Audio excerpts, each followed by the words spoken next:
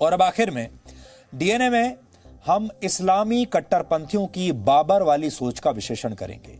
कल डीएनए में हमने आपको बताया था कि आतंकवादी संगठन जैश ए मोहम्मद कैसे अयोध्या में राम मंदिर पर हमले की साजिश कर रहा है। 41 दिन पहले 5 अगस्त को अयोध्या में राम मंदिर का भूमि पूजन हुआ था और जैश ए मोहम्मद के चीफ मसूद अजहर ने इसी दिन यह धमकी दी कि मंदिर निर्माण रोकने के लिए उसके आतंकवादी अपनी जान देने से भी चूकेंगे नहीं। मसूद अजहर की यह सोच मुगल आक्रमणकारी बाबर की तरह है और आपने देखा होगा कि इस्लाम के जो कट्टरपंथी हैं लोग, वो मुगलों को उनसे बहुत प्रभावित रहते हैं, उन्हें अपना नायक मानते हैं और बाबर को तो खास तौर पर वो अपना नायक समझते हैं। वर्ष 1528 के आसपास बाबर ने ही अयोध्या में राम मंदिर को नष्ट करवाया था। यानी ये सारे आतंकवादी और ये मसूद अजहर राम मंदिर निर्माण को रोकने के लिए जो जान देने की बात कर रहा है, वो वही बात दोहराना चाहता है जो बाबर ने 500 साल पहले किया था। आप इसे इस्लामी कट्टरपंथियों की बाबर वाली सोच भी कह सकते हैं। ये बाबर से बहुत प्रभावित है और इसी बात को लेकर तो ये हमेशा ये बात करते रहते हैं, चाहे वो भारत में भी इस्लामी कट्टरपंथी हों, कि हम भारत पर राज करते आए हैं।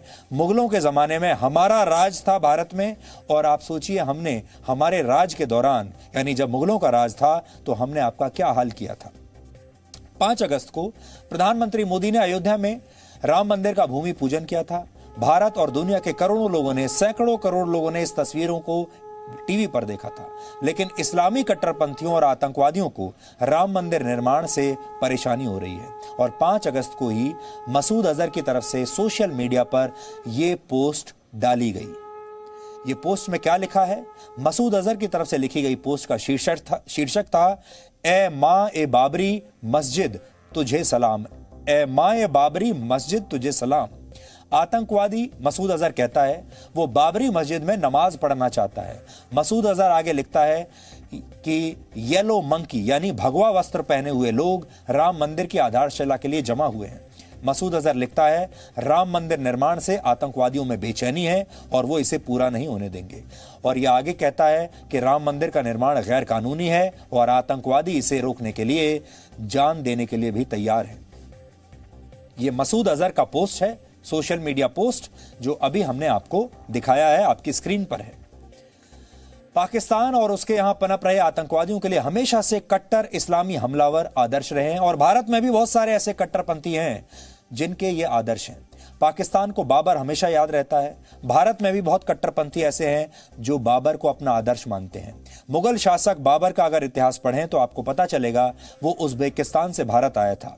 1526 में उसने पानीपत के युद्ध में सिकंदर लोदी को हराया था और उसके बाद उसने भारत में मुगल वंश की स्थापना की। यानी बाबर को भारत में एक क्रूर आक्रमणकारी के रूप में जाना जाता है। लेकिन यही बाबर आज पाकिस्तान का और भारत के जो कट्टरपंथी हैं, जो पाकिस्तान का समर्थन करते हैं, उनका आदर्श है। पाकिस्तान ने अपने मिसाइल के नाम भी बाबर, गजनी और गजनवी के नाम पर रखे हैं। पाकिस्तान को कभी भी धर्मनिरपेक्षता में यकीन नहीं रहा। पाकिस्तान को वो मुस्लिम भी पसंद नहीं है जिनकी छवि सेकुलर रही हो। आज हम आपके सामने 2 नाम रखना चाहते हैं और इन सारे कट्टरपंथियों को ये पूछना चाहते हैं कि इन्होंने बाबर को ही चुना, बाबर को ही क्यों चुना, मिर्जा गालिब को क्यों नहीं चुना। मिर्जा गालिब उर्दू और फारसी के महान शायर थे। वो आखिरी मुगल शासक बहादुर शाह जफर के दरबारी शायर भी थे। मिर्जा गालिब की शायरी और गजलें आज भी लोग पढ़ते हैं, लेकिन उससे शायद सीखते नहीं। पाकिस्तान को और भारत के कट्टरपंथियों को मिर्जा गालिब जैसी सोच वाले लिबरल मुस्लिम बिल्कुल पसंद नहीं आते।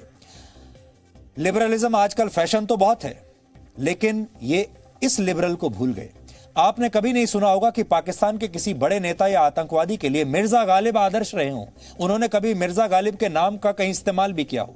मिर्जा गालिब ने कहा था, हमको मालूम है जन्नत की हकीकत, लेकिन दिल के खुश करने को गालिब ये ख्याल अच्छा है। पाकिस्तान में जिस जन्नत का हवाला देकर आतंकवादियों को भारत के खिलाफ तैयार किया जाता है, ये कहा जाता है कि आप अपनी कुर्बानी दीजिए, जिहाद में शामिल होइए, आपको जन्नत नसीब होगी, जो ये कहा जाता है, उसी जन्नत के इस कॉन्सेप्ट पर मिर्जा गालिब ने चोट की थी। जब मिर्जा गालिब ने ये बातें लिखी होंगी, उस वक्त शायद आतंकवाद नहीं था, उस वक्त उन्हें भी अंदाजा नहीं रहा होगा कि उनका ये शेर आज के हालात में फिट बैठ जाएगा, लेकिन कट्टरता और आतंकवाद को आदर्श मानने वालों को ये बातें समझ में नहीं आएंगी। कट्टरपंथियों को कभी ये बात समझ में नहीं आएगी। तो आज हमने ये सोचा है कि हम उस जमाने के ऐसे शायरों को, ऐसे मुस्लिम शायरों को आपके सामने आज पेश करेंगे धीरे धीरे हर बार, जिन्होंने सेकुलरिज्म की बात की है, जिन्होंने गंगा जमुनी तहजीब की बात की है, जिन्होंने जन्नत के इस पूरे कॉन्सेप्ट को एक नए सिरे से एक्सप्लेन करने की कोशिश की है। लेकिन आज के जो कट्टरपंथी हैं वो मिर्ज़ा गालिब के बारे में बात ही नहीं करना चाहते। और मिर्ज़ा गालिब ने तो तभी कह दिया था कि ये जन्नत का जो ख्याल है वो अच्छी तरह जानते हैं कि ये जो जन्नत है ये सिर्फ दिल को खुश करने के लिए है, ये जन्नत तो असल में यहाँ है। इसके बारे में हम लगातार आपसे अब चर्चा करते रहेंगे।